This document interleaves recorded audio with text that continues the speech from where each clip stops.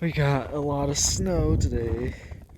So much that we may have a snow day Tuesday. Hopefully. I did hear that this was supposed to be one of the biggest storms we had in a while. And it's still snowing. It's in my eyes.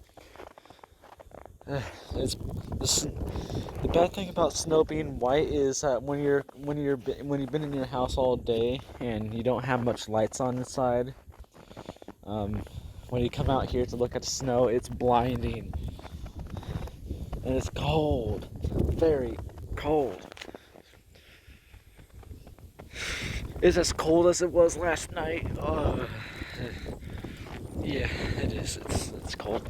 I just want to make this quick video to show the snow and the snow plower not come through yet.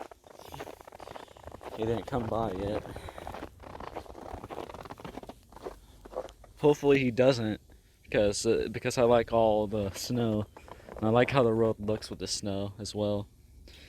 So I'm going back inside. It's cold.